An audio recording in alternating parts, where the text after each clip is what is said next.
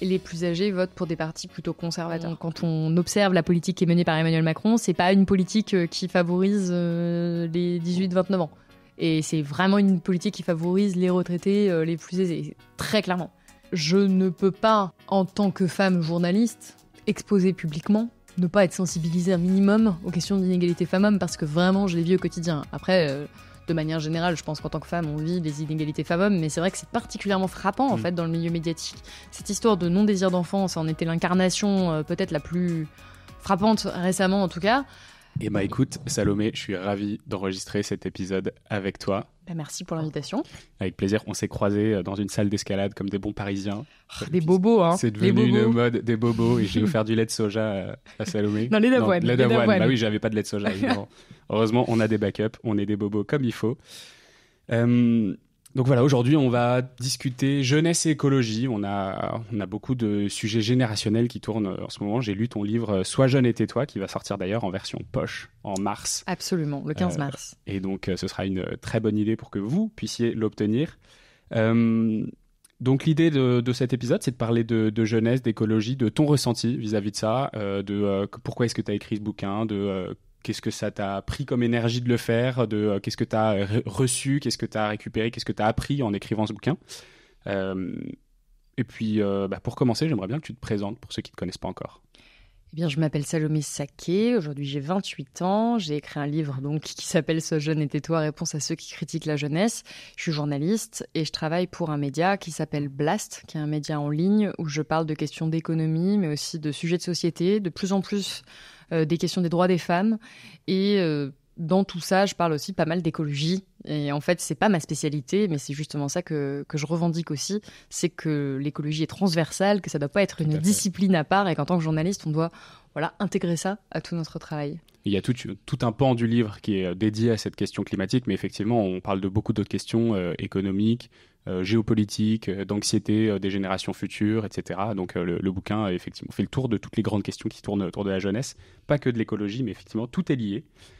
Avant de démarrer, est-ce que tu es prête à te confronter à un petit exercice qu'on fait pour la première fois dans The Big Shift, mais ce sera certainement pas la dernière si jamais c'est une réussite. Je suis honorée de l'inaugurer. Et sinon, on l'enterrera à tout jamais. On va prendre quelques instants. Pression. Et tu dois me répondre par oui ou par non, ou par vrai ou par faux, ou les mots qui vont être adéquats pour répondre à ces questions dans un temps qui va être le plus court possible. J'ai peur, mais vas-y. Est-ce que tu es prête?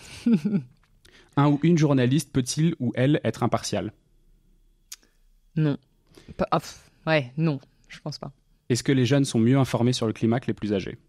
Oui. Est-ce que les jeunes sont paresseux? Non. Est-ce qu'ils sont désobéissants? Parfois. Est-ce qu'il vaut mieux avoir 20 ans ou 50 ans aujourd'hui? Ça dépend d'où on se place. TikTok. Je dirais toujours... Pardon, je dirais toujours... économiquement, il vaut mieux avoir 50 ans, clairement. Faut-il réarmer la démographie française? Non. Suffit-il de traverser la rue pour trouver un job quand on est jeune? Non. Sommes-nous la dernière génération à pouvoir transformer la société? Je dis sommes-nous parce que je me mets dedans aussi. Pour qu'elle soit assez désirable à mes yeux, oui. Est-ce que les médias sont responsables du déni climatique généralisé? En partie, oui. Faut-il donner plus de pouvoir politique aux jeunes? Oui. Les jeunes souffrent-ils plus des impacts du climat que les vieux? Oui. Et de la pandémie? Oui. Qui a le plus d'impact sur les jeunes? Bruno Le Maire ou Léna Situation? Bonne question. En termes d'influence, Léna Situation, mais en termes d'impact sur leur vie économique, sur leur vie, c'est Bruno Le Maire. Est-ce que c'était mieux avant? Non. Ok, merci d'avoir réussi à répondre à toutes ces questions dans un temps relativement court. Pour finir, une question sur laquelle on peut passer un peu plus de temps. À ton avis, c'est quoi les plus grandes inégalités générationnelles face à la crise climatique, selon toi? La plus grande inégalité, c'est que les jeunes actuels vont subir beaucoup plus longtemps et de manière beaucoup plus intense les conséquences du réchauffement climatique. Et ça, c'est vraiment mis en exergue dans le dernier rapport du GIEC, également dans la synthèse du dernier rapport du GIEC qui est paru l'année dernière, où on voit qu'une personne qui est née en 2020, par exemple, va subir 7 fois plus de vagues de chaleur qu'une personne qui est née en 1960. Donc là, c'est des données scientifiques où les jeunes sont de facto beaucoup plus exposés aux conséquences du réchauffement climatique que les plus âgés actuellement. Merci. L'objectif de cet épisode, j'essaie de mettre un petit disclaimer, c'est pas du tout d'essayer de monter une génération contre l'autre, certainement pas. Surtout pas. Surtout qu'en plus, on a de plus en plus d'auditeurs de The Big Shift qui ont passé les 45 ans. On vous aime, il n'y a pas de problème. Vous êtes encore jeune, vous êtes encore jeune. Ne partez pas tout de suite. L'objectif, c'est pas du tout de vilipender les générations plus âgées. C'est d'essayer de comprendre ce que les jeunes vivent vis-à-vis de la crise climatique. Et certainement que si cet épisode fonctionne, je ferai un épisode avec quelqu'un qui a eu plus d'expérience dans la vie et qui pourra aussi nous donner son avis là-dessus.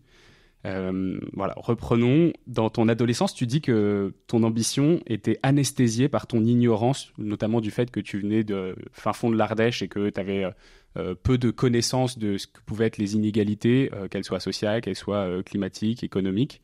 Qu'est-ce qui a changé et comment tu l'as vécu quand tu es arrivé à Paris ? Oui, effectivement, j'ai pas eu d'éducation sociologique. J'ai pas grandi avec une conscience de ce qu'étaient les inégalités dans notre pays. Et il y avait ce discours qu'on nous tient à l'école, qui est que voilà, on a à peu près tous les mêmes chances. On m'a pas informé sur ce sujet, mais je vivais dans un tout petit village en Ardèche, tellement loin du seul lycée qui était à proximité que je devais aller à l'internat, ce qui n'était pas une punition, que j'ai très bien vécu.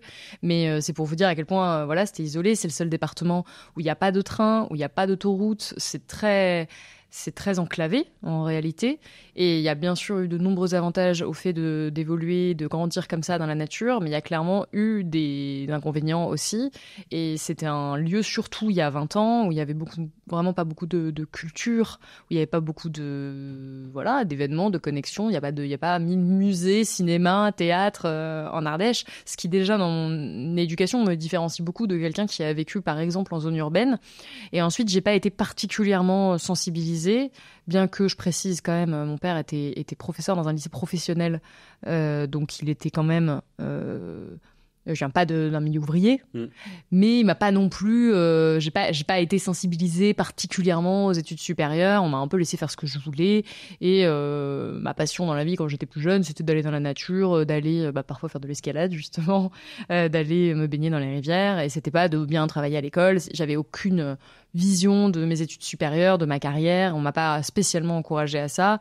Et j'ai bien vu la différence quand je suis arrivée à Lyon, un peu par accident, franchement, en classe préparatoire, en n'ayant aucune idée de ce qu'était une classe préparatoire, en n'ayant aucune idée même du fait qu'on préparait un concours. C'est-à-dire que je suis arrivée en classe préparatoire. Tu pensais que c'était la suite du lycée? Non, vraiment, je pensais que c'était la suite du lycée. C'est-à-dire que j'avais vu qu'il y avait des matières qui me plaisaient, et je me suis dit que c'était suffisant. Et à l'époque, il y avait du théâtre. Moi, je voulais faire du théâtre. On me disait que c'était pas trop des études sérieuses. Bon, là, apparemment, tout le monde avait l'air de trouver que c'était bien la classe prépa. Et en fait, déjà, il y avait un gros fossé, quoi, avec certains de mes camarades, parce qu'ils étaient beaucoup plus préparés à ces questions-là. Et donc, j'ai pu ressentir, un certain décalage que je tiens quand même à minorer. Je viens pas de classe populaire non plus. C'est-à-dire que moi, déjà, à mon échelle, j'ai senti un décalage par rapport à ce qu'étaient des personnes avec un capital culturel surtout beaucoup plus important, un capital économique beaucoup plus important. Mais moi-même, j'étais pas dans la grande pauvreté. J'avais un certain capital culturel aussi. Et déjà, j'ai ressenti ça. Et après, effectivement, je me suis rendu compte au cours de mon parcours scolaire que j'avais énormément de difficultés à me projeter dans les métiers qui me plaisaient, parce que les autres étaient tellement meilleurs, j'étais dernière de ma classe, en classe préparatoire, on va dire les choses. J'ai beaucoup de mal à rattraper mon retard. Les professeurs m'ont pas du tout encouragée. Alors ça, je pense que clairement je peux le dire, m'ont pas du tout encouragée, parce que j'étais pas dans les bonnes élèves. Dans les bons élèves, et donc j'ai eu beaucoup de mal à imaginer que je pouvais être journaliste. Et jusqu'à la fin de mes études... Ça avait été déjà l'objectif, le journalisme? Moi, le journalisme, ça me faisait rêver depuis que j'étais petite. Okay. Parce que j'ai vu des films hollywoodiens sur des journalistes. Vraiment, ça va pas plus loin que ça. C'était mon seul rapport au journalisme. Et ça me paraissait inaccessible. Comme... Du journalisme de reportage ou des trucs comme reporter ça, de guerre. Moi, c'était le film Blood Diamond avec Leonardo DiCaprio et Jennifer Connelly. C'est très cliché, mais c'est réel. C'était ça qui me faisait rêver, au point que j'avais acheté la tenue du personnage principal qui était journaliste. Donc j'étais quand même bien mordue, mais je me suis pas du tout orientée vers des études de journalisme. J'ai jamais tenté les concours d'aucune grande école, à part Normal Sup, que j'ai d'ailleurs à peine passé parce que je pensais même pas que c'était possible d'y accéder, et parce qu'on était forcés, quoi, avec la prépa, il fallait aller jusqu'au bout. Mais sinon, j'ai jamais même tenté une grande école, parce que je pensais que c'était inenvisageable que je puisse y rentrer. Il y a vraiment une barrière mentale qui est lié et qu'aujourd'hui j'analyse beaucoup dans mon travail, beaucoup dans mes émissions, c'est de dire c'est la reproduction sociale, purement et simplement. C'est voilà, tout l'impact de ce capital culturel, de ce capital social, qui fait qu'on va avoir même que d'avoir même l'ambition de penser qu'on peut faire le métier dont on rêve, c'est déjà un luxe en fait. Et c'est déjà quelque chose qu'on retrouve beaucoup plus chez les classes les plus favorisées que chez les classes les plus défavorisées.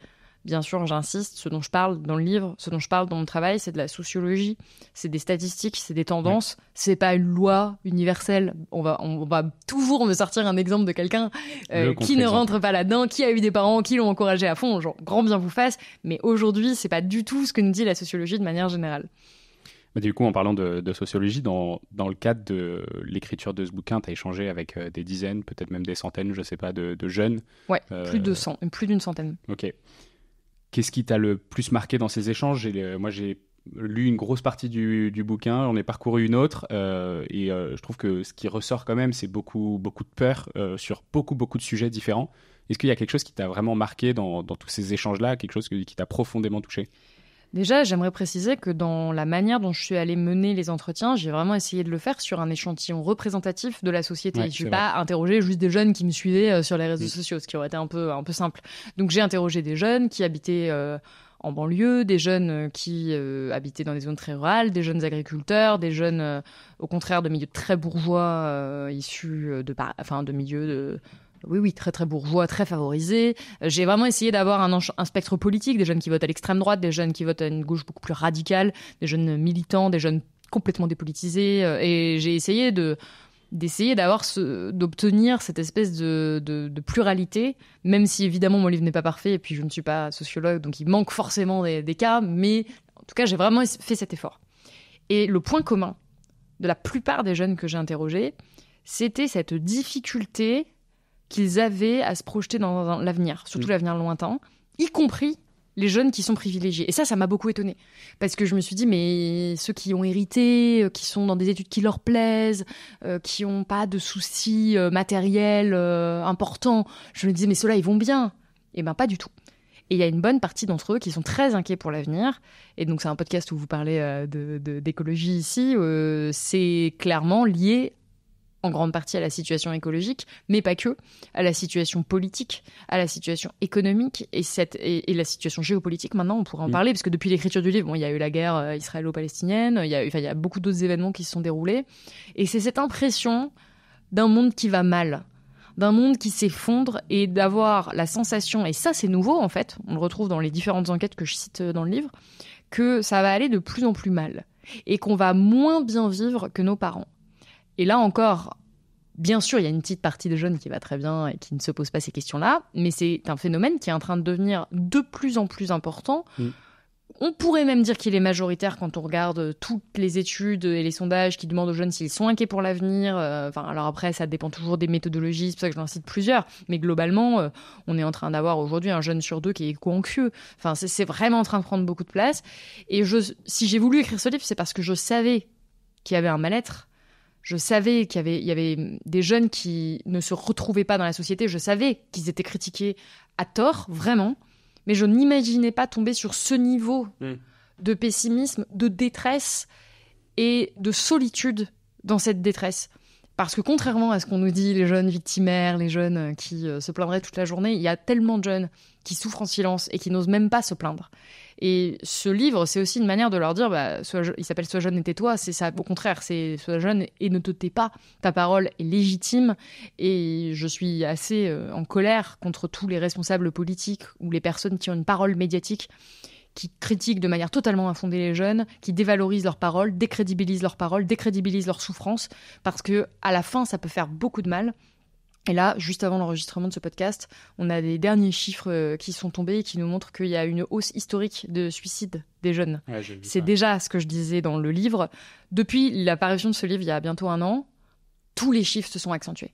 Je parlais déjà de baisse de la natalité. Bon, là, on l'a vu, c'est une explosion. On parlait de santé mentale. Les chiffres ont encore augmenté en termes de troubles dépressifs chez les jeunes. Les tentatives de suicide et les suicides ont encore augmenté. Alors, t'en parles dans le bouquin lié à la pandémie, surtout. Exactement. Et Alors, je savais que déjà, le bouquin est paru en 2023, donc on voyait que ça restait. Mais il y a, une détresse qui est réelle et que je dénonce que je veux démontrer et dont je veux témoigner avec fermeté, parce que je trouve ça fou, le laxisme qu'on a vis-à-vis de ça, où on se dit ça va, c'est les jeunes. Je veux dire, c'est fou de vivre dans une société où les jeunes se suicident de plus en plus. C'est fou. Et de se dire que les pouvoirs publics n'agissent pas, on y reviendra peut-être un petit peu plus tard. Bien sûr. Mais alors, est-ce que les jeunes vont plus mal que les vieux en termes d'anxiété? Tu vois, c'est pas forcément une population que tu as étudiée dans ton livre, mais si tu étudies ce mal-être de la part des jeunes, est-ce que du coup on observe aussi un mal-être dans d'autres générations ou c'est très spécifique aux jeunes? Je ne connais pas assez les générations précédentes pour me permettre de dire qu'ils vont bien ou qu'ils vont mal. Je sais qu'il y a aussi plein de problématiques qui touchent les plus âgés. Ce que j'ai essayé de documenter, c'était aussi le plus... tout ce qu'on pouvait documenter avec des chiffres. Et c'est mon petit côté journaliste économique, donc je suis allée chercher beaucoup de statistiques économiques, matérielles, pour essayer de comparer comment vivaient les différentes générations. Et là, le fossé est absolument immense. C'est-à-dire que là, en termes de conditions de vie, tout simplement, les jeunes sont les grands perdants. Et on peut le dire vraiment sans trembler. On regarde tous les chiffres de la pauvreté, tout le dernier rapport de la Fondation Abbé Pierre qui est paru encore une fois depuis la publication de ce livre, tous les chiffres des Restos du Cœur qui nous montrent qu'une personne sur deux aujourd'hui qui fait la queue pour avoir de l'aide alimentaire a moins de 26 ans. Pourtant, les jeunes représentent, les 18-29 ans, 13%. Ça représente 13% de la population. Donc on voit quand même que c'est absolument majeur. Ce sont aussi les premiers à être mal logés. Donc les jeunes, ce sont les premiers à avoir des appartements qui sont insalubres, où on développe des maladies. Donc là, on a aujourd'hui les derniers chiffres de l'association COP1 qui nous montraient qu'il y a un jeune sur deux qui n'arrive pas à se chauffer. Un étudiant, sur deux qui n'arrive pas à se chauffer aujourd'hui en France. Donc c'est vraiment accablant. Et là, la précarité matérielle, la précarité des emplois, quand on la compare aux seniors, c'est incomparable en réalité. Ils vivent beaucoup mieux. Ils ont plus d'argent, ils sont plus propriétaires. Alors encore une fois, pas tous, mais les grands perdants du système économique, ce sont les jeunes, ça continue d'être les jeunes, et les politiques économiques qui sont mises en place pour soi-disant les aider ne font que les appauvrir. Et tu me disais en introduction, quand je te posais la question de savoir si les jeunes étaient plus informés sur la question climatique, tu me dis oui, et c'est une des questions sur lesquelles tu as le moins réfléchi. Alors, parce que je pense à une statistique qui est citée dans un livre du sociologue Camille Penny pour une politique de la jeunesse. Je n'ai pas la statistique exacte en tête, mais on la retrouve dans le livre. Non, on la retrouve dans le livre. Et il nous montre que les plus jeunes sont plus nombreux à reconnaître la cause anthropique du réchauffement climatique. Donc, en gros, que les jeunes se font plus facilement le lien entre réchauffement climatique et la cause humaine, qui encore une fois est une réalité scientifique démontrée à maintes reprises. Après, j'insiste, les jeunes ont globalement conscience du réchauffement climatique. Ils ne sont pas plus exposés aux fake news que les plus âgés, et ça vraiment, ça c'est important de le préciser. On le voit de plus en plus, je le montre dans le livre.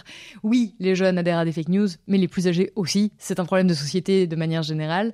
Mais sur le réchauffement climatique, là où c'est frappant, c'est que les jeunes sont plus inquiets du réchauffement climatique que les plus âgés. Et là, ça, c'est intéressant comme statistique.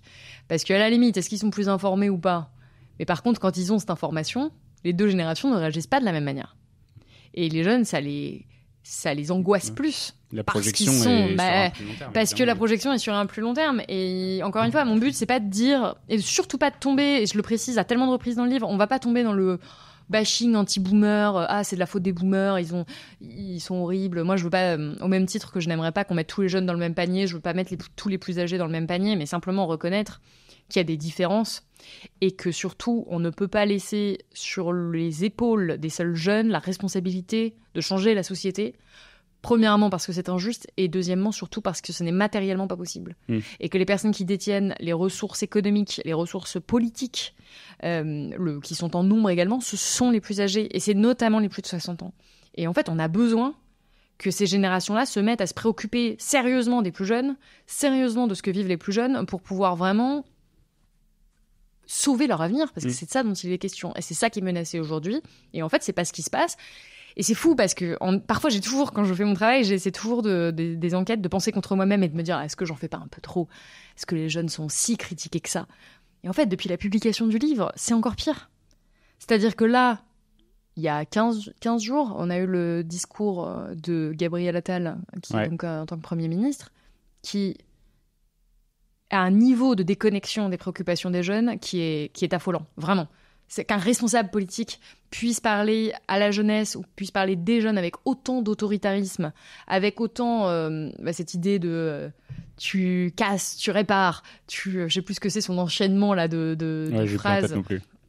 Tu salis, tu nettoies, enfin c'est cette idée hyper paternaliste quoi. Alors que les jeunes ont des problèmes majeurs que j'essaie de décrire dans le livre. Et la réponse c'est on va mater la jeunesse. Emmanuel Macron, pareil, il y a un mois, quelque chose comme ça, a parlé d'une jeunesse oisive.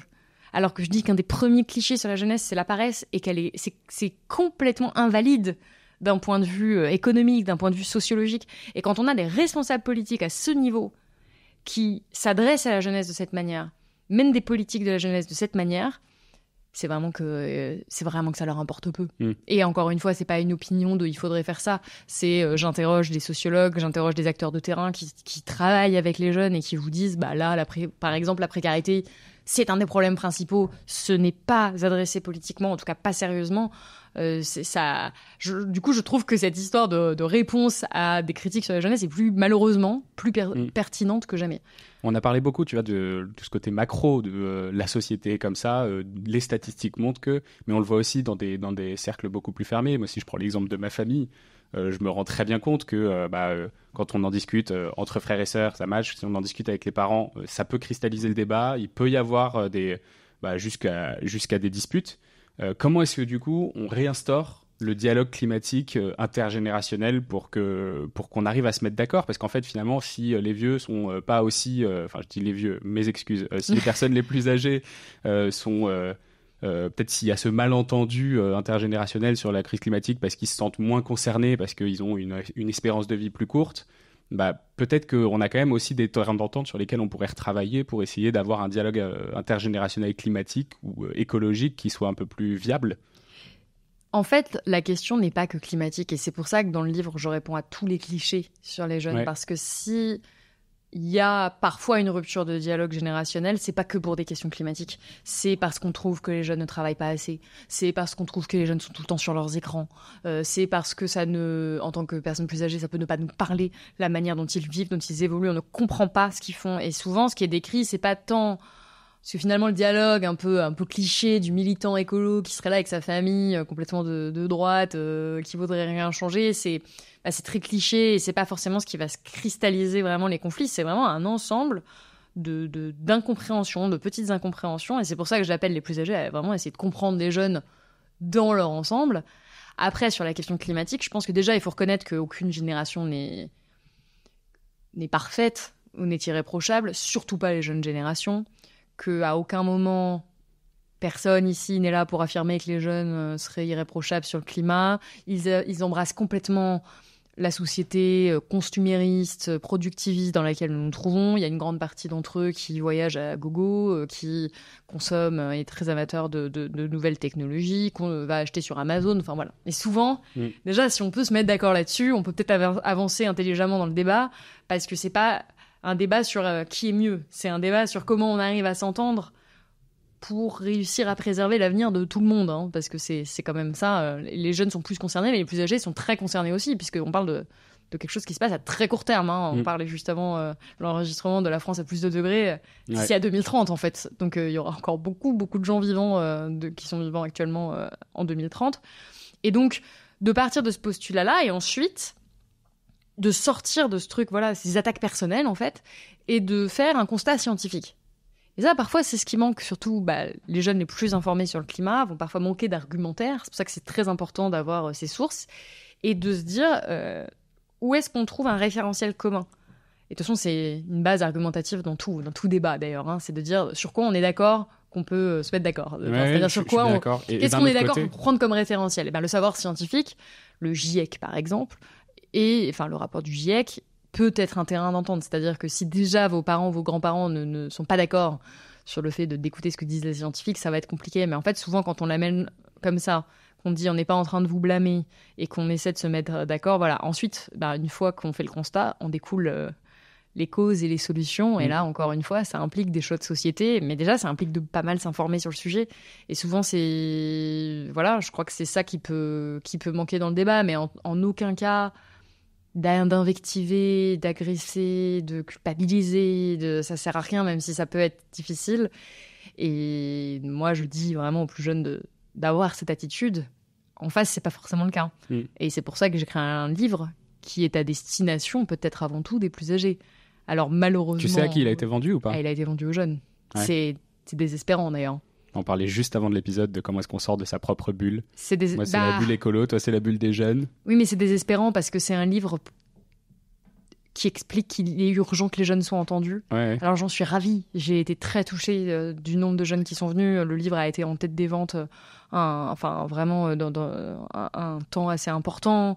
Toutes les salles étaient remplies de jeunes. J'en suis super contente et vraiment ça veut aussi dire que j'ai bien fait mon travail. Mais en fait moi ce que j'aimerais vraiment, c'est qu'il y ait des soixantenaires qui viennent en masse aussi lire ce livre et qui viennent essayer de s'informer. Et en fait, souvent, il y avait des jeunes qui venaient, qui achetaient le livre et qui disaient « Je vais l'offrir à mes parents, à mes grands-parents. » Et j'espère t'entends, maman, il atterrit sur ta table.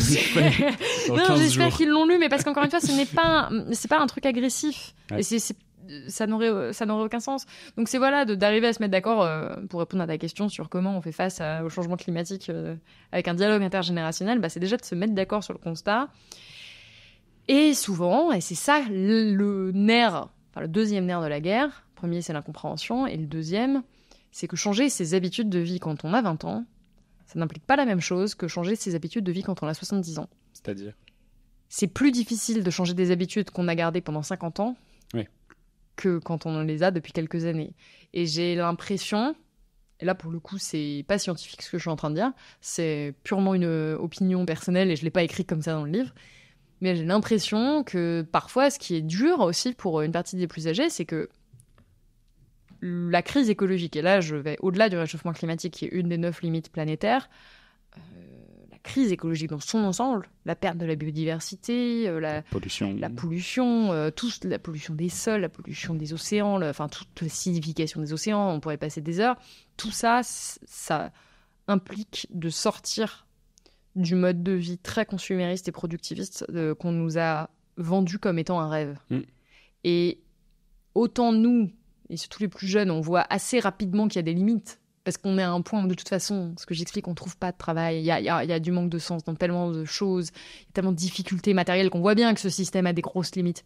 Mais quand on fait partie des classes les plus aisées, qu'on a 65 ans, qu'on a travaillé toute sa vie, parce que c'est ça qui est dur aussi pour une partie des plus âgés, c'est qu'on leur a vendu que c'était ça le bon modèle, ils ont adhéré à ça, ils ont travaillé, ils ont donné de leur personne, ils ont donné autant...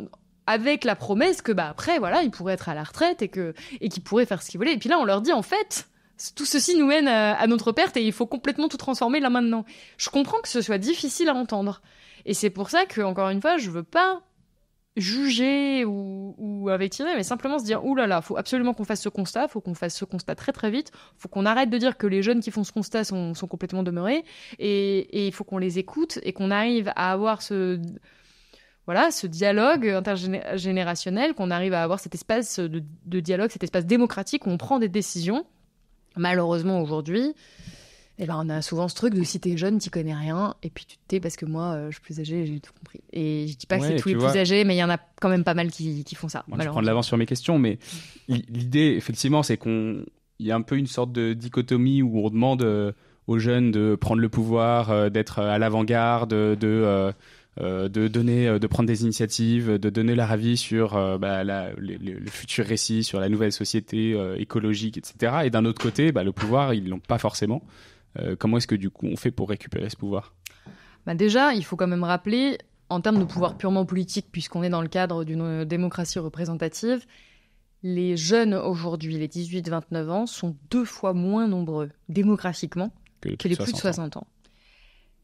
Dans 13 et 26, ouais, c'est ça. Dans les... En pourcentage. Quelque chose comme ça, ouais. Dans les statistiques, très majoritairement, les plus âgés votent pour des partis plutôt conservateurs. Et ils votent. Alors, pas tous, encore une fois, mais ils votent. Déjà, ils votent. Et ensuite, ils votent pour des partis qui ont tendance à un peu garder le monde tel qu'il est et qui préservent leurs intérêts économiques. Et là, encore une fois, je dis pas qu'ils le font consciemment, machin. C'est une réalité. Quand on observe la politique qui est menée par Emmanuel Macron, c'est pas une politique qui favorise les 18-29 ans. Et c'est vraiment une politique qui favorise les retraités les plus aisés, très clairement. Donc, ça, ce sont des faits. De l'autre côté, le vote des jeunes est globalement, quand ils votent, puisque la plupart d'entre eux ne votent pas, il faut rappeler que le premier parti des jeunes, je le dis, c'est l'abstention. C'est 60%. Donc, alors ça dépend des élections, mais ça, c'est quand même très très fort. De jeunes qui ne se retrouvent pas dans ce système, qui n'y croient pas, qui ne voient pas l'utilité d'aller voter. Ensuite, on a des jeunes qui votent à gauche, pour une gauche radicale. Ceux qui sont le premier parti des jeunes lors des dernières élections, c'était la France Insoumise, puis la NUPES. C'était assez frappant pendant les législatives. La NUPES a vraiment remporté le vote des jeunes. Et juste après, c'est l'extrême droite, qui là encore est un vote de rupture. Est un vote on n'en veut plus de ce système. Et moi, le point commun que je trouve avec ces trois approches d'un scrutin, c'est de dire le système futur nous fait peur. La situation future nous fait peur. Alors l'extrême droite va jouer sur une insécurité, mais l'idée est quand même la même, c'est que vous êtes menacé, vous êtes en danger, vous êtes et dans dans ce que met en avant aussi la gauche la plus radicale, la plus écolo, c'est aussi le réchauffement climatique, c'est les difficultés économiques, et donc ils vivent quand même dans cette idée que il faut changer la société pour les aider, alors que les plus âgés globalement votent et votent pour des partis qui vont plus avoir tendance à dire non mais soyons un peu plus autoritaires et puis globalement gardons le système tel qu'il est. Je caricature parce que faut bien regarder les statistiques et je les donne toutes dans le livre. C'est pas tous les jeunes, c'est pas tous les plus âgés, mais quand même. Et donc une fois qu'on a ces statistiques en main là, on peut pas dire aux jeunes allez voter, allez changer la société, parce que si même tous les jeunes demain allaient voter pour le même parti, ils ne pourraient pas numériquement contrebalancer le vote des plus âgés. Donc déjà, il faut bien avoir ça en tête. Ensuite, quand on regarde sur le plan économique, la majeure partie du patrimoine en France est détenue par des personnes qui ont plus de 50 ans.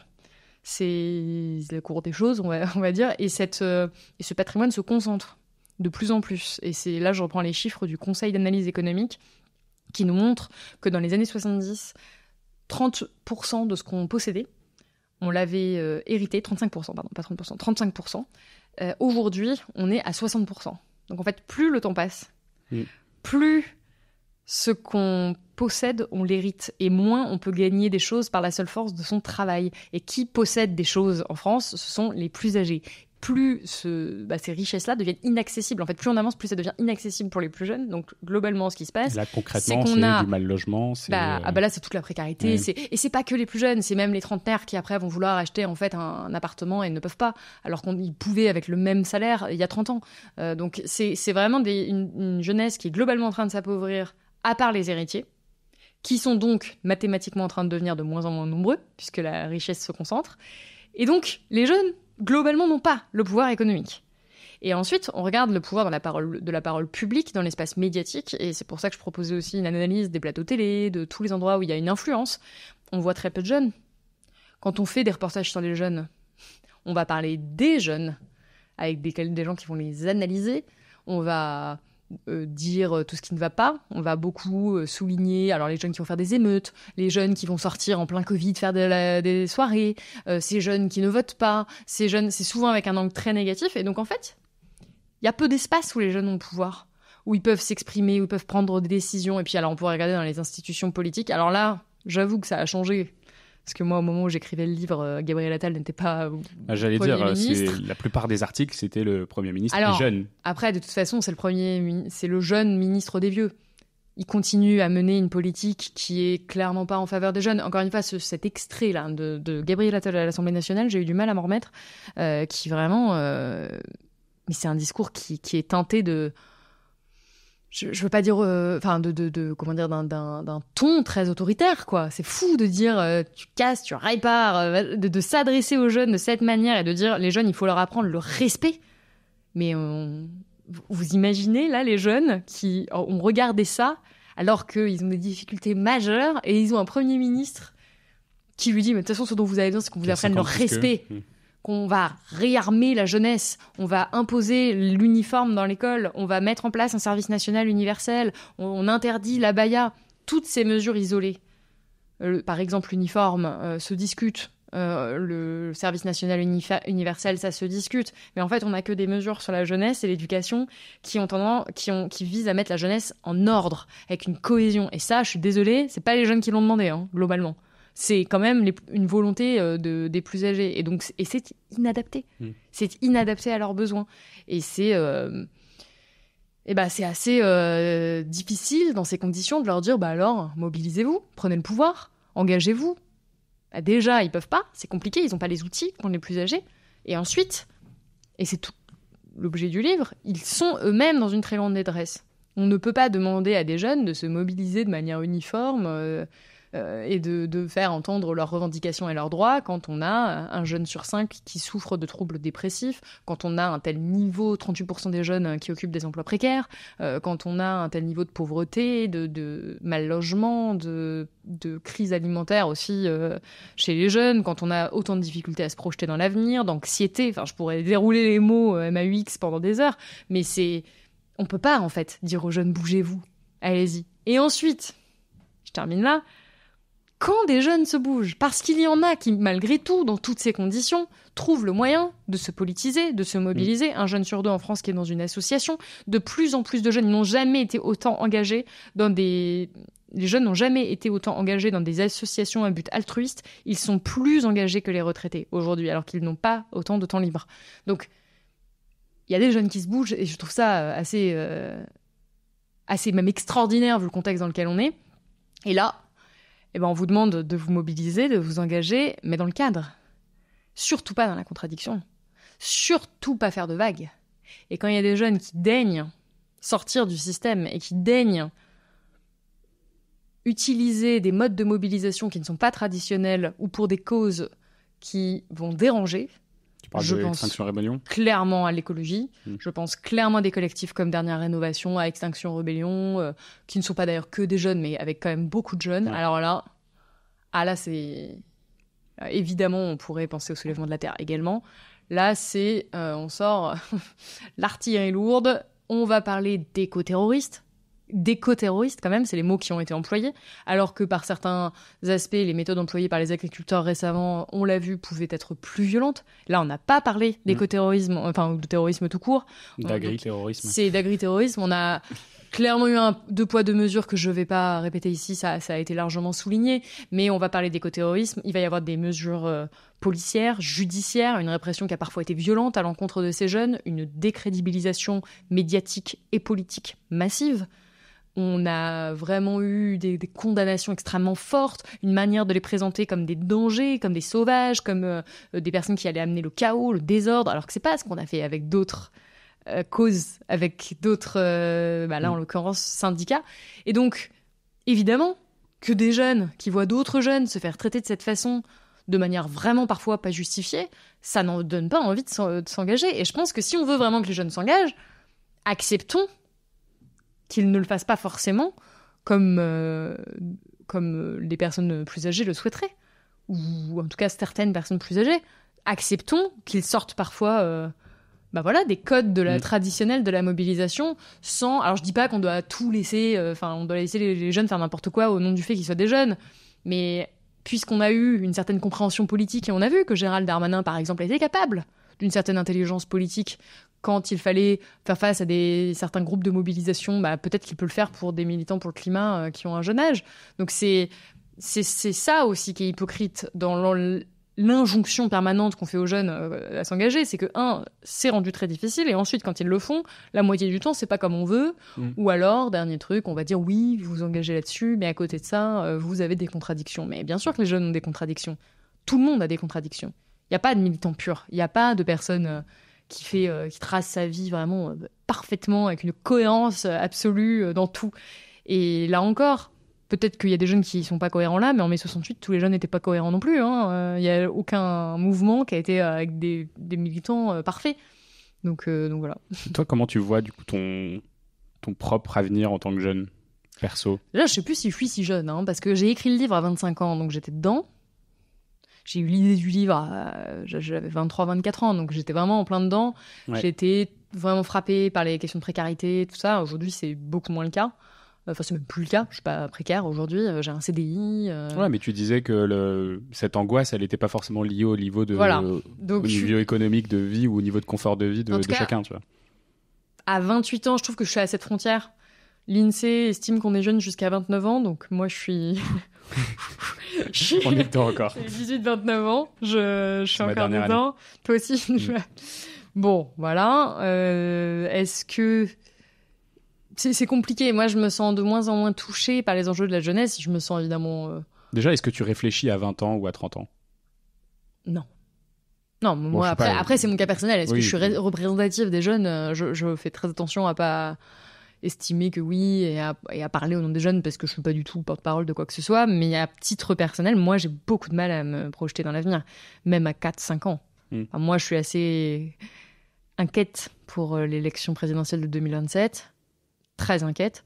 Et ensuite, je me demande vraiment ce qui va se passer pour moi si l'extrême droite arrive au pouvoir, vu l'ambiance actuelle et vu le travail que je produis et la critique politique que je peux émettre. Donc moi, je suis un peu à ça. Je m'arrête à cette échéance-là. T'as peur de quoi ? D'être censuré ? Ah bah, je sais pas. Enfin, on n'a pas essayé l'extrême droite. J'ai pas spécialement dit qu'on essaie.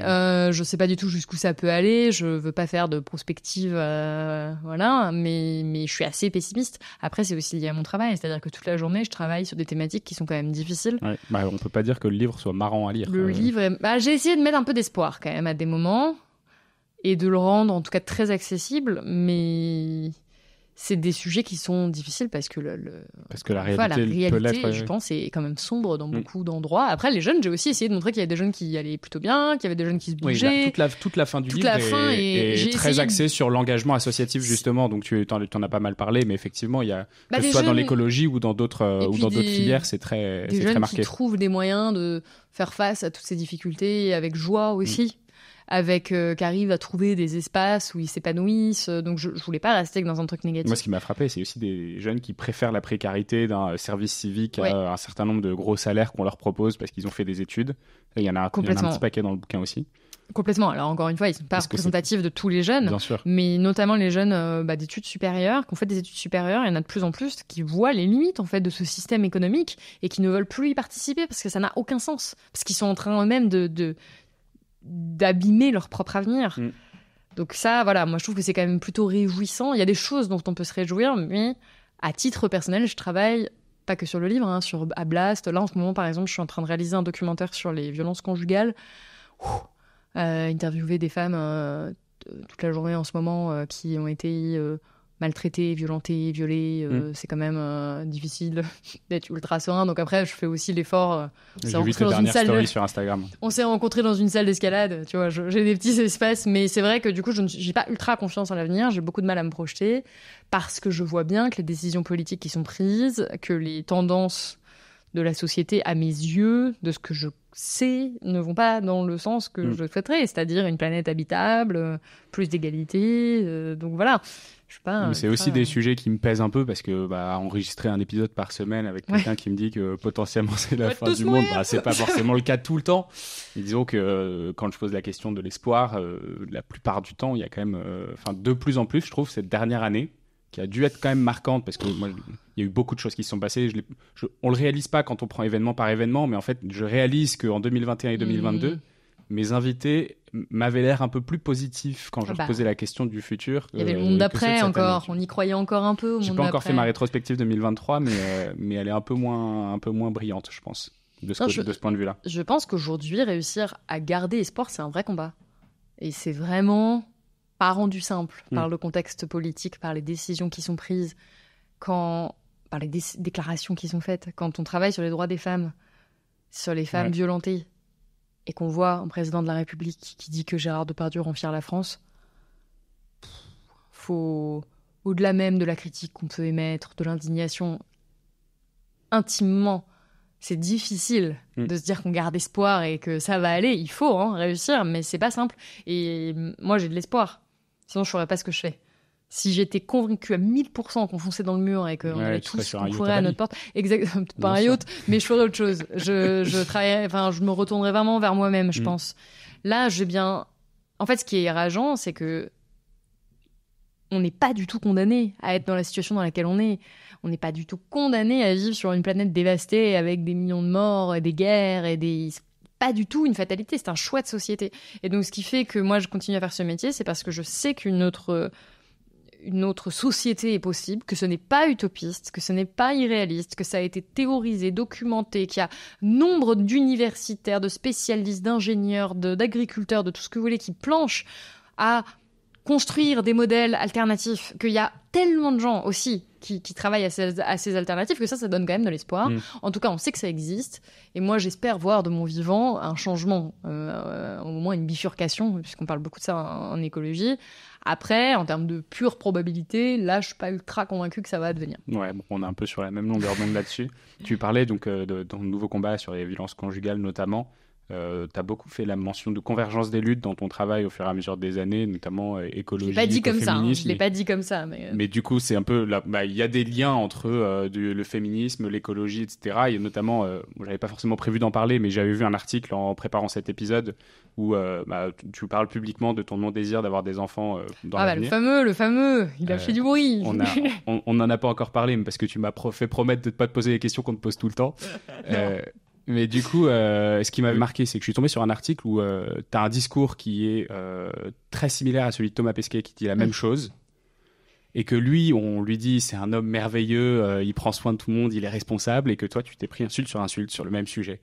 C'est vrai que c'était inattendu. Parfois, Ouais, et sur un sujet finalement où on pourrait se dire, bon, c'est un sujet qui est écologique ou qui est lié à une anxiété pour l'avenir ou une anxiété sur le monde d'aujourd'hui. On pourrait se dire, bon, c'est un sujet écologique. En fait, ça se transforme en sujet d'inégalité. Oui, mais après, en fait, je ne peux pas, en tant que femme journaliste, exposer publiquement, ne pas être sensibilisée un minimum aux questions d'inégalité femmes-hommes, parce que vraiment, je les vis au quotidien. Après, de manière générale, je pense qu'en tant que femme, on vit les inégalités femmes-hommes, mais c'est vrai que c'est particulièrement frappant, en fait, dans le milieu médiatique. Cette histoire de non-désir d'enfant, ça en était l'incarnation peut-être la plus frappante récemment, en tout cas. Et ça continue à me surprendre, hein. C'est ça qui est assez impressionnant. C'est que moi, j'ai écrit une ligne dans mon livre sur la baisse de la natalité et le fait que les jeunes n'aient plus espoir en l'avenir. C'était juste une démonstration que je voulais faire. Il n'y avait même pas les chiffres dont on dispose aujourd'hui. Il y avait déjà des chiffres un peu alarmants, mais pas à ce point. Et j'ai mentionné dans une ligne que moi-même, j'avais du mal à me projeter dans l'avenir et à avoir des enfants. J'ai même pas écrit je ne veux pas d'enfants à jamais. J'ai pris le soin de mettre une note de bas de page avec un petit numéro à cette ligne où je dis je me réserve le droit de changer d'avis. Mais non, parce que je me disais, imagine un jour... Sous réserve que le monde aille mieux. Franchement, j'en veux vraiment pas assez actuellement. En tout cas, c'est vraiment pas d'actualité. Mais je me disais, bon, là, on sait jamais de quoi l'avenir est fait. Si je dis ça et qu'en plus j'en ai un jour... On a le droit de changer. Enfin, j'en sais rien, moi, de quoi l'avenir est fait. Là, pour l'instant, ça me paraît vraiment très inenvisageable. Mais je veux pas jamais dire jamais. Donc, j'avais mis cette petite note de bas de page. Si jamais un jour j'en ai, ne venez pas me ressortir cette ligne de livre en faisant « Ah ah, elle a menti ». Et malgré ça a pris une ampleur médiatique. Je souris parce que ça me fait rire. C'est tellement absurde que je n'imaginais pas. Et ça a été particulièrement accentué avec le passage que j'ai fait sur France Inter où il y a beaucoup de gens qui étaient très choqués de ce discours où je disais, mais aucune injonction à personne. Je respecte les gens qui veulent des enfants, je respecte les gens qui veulent pas d'enfants. On peut juste laisser les gens faire ce qu'ils veulent, en fait. Laissons les hommes et les femmes faire ce qu'ils veulent de leur corps, de leur avenir, et voilà. Et en fait, je pensais pas que ça choquerait à ce point.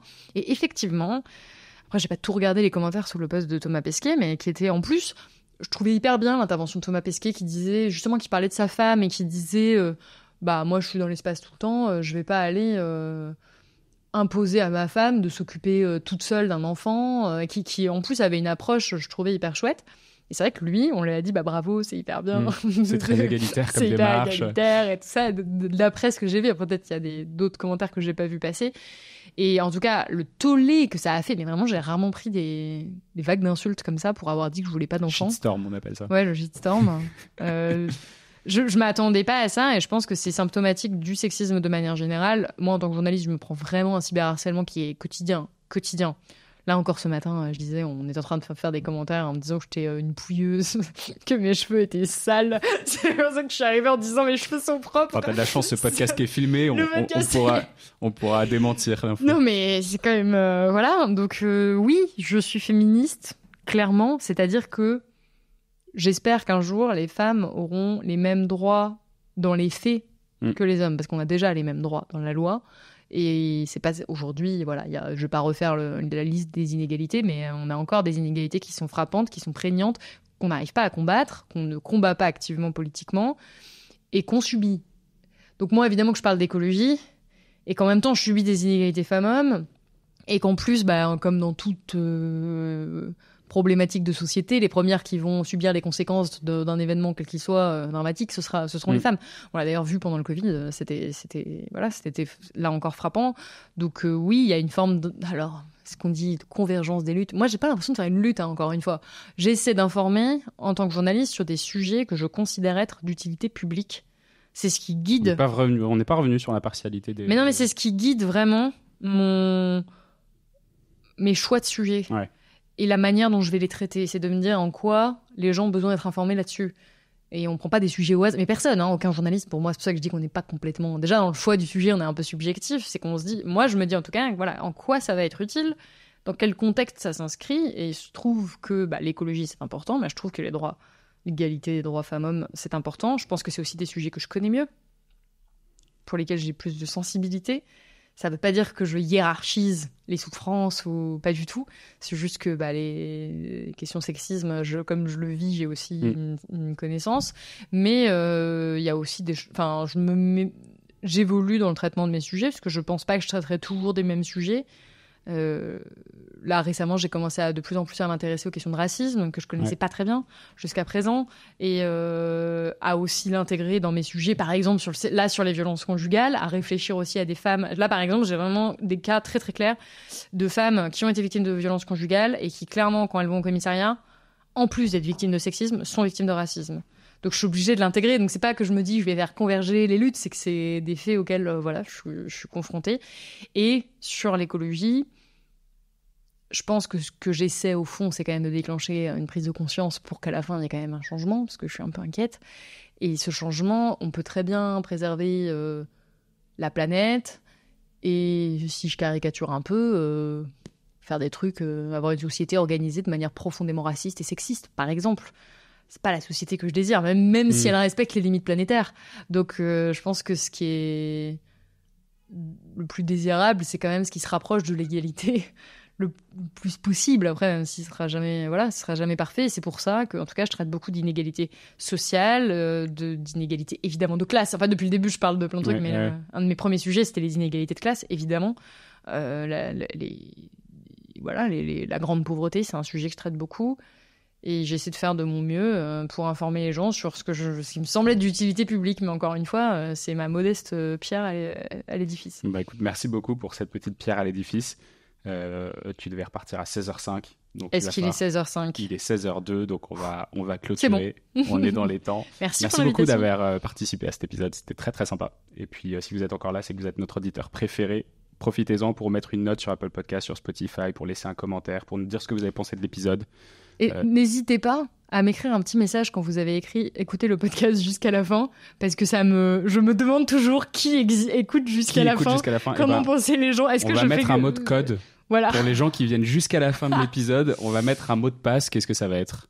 Framboise, c'est mon fruit préféré. Framboise. Et vous envoyez par Insta framboise à Salomé si jamais vous êtes arrivé jusqu'au bout de l'épisode. Et puis Salomé, tu me diras qui a écouté jusqu'au bout. Parfait. J'espère que j'en aurai un au moins.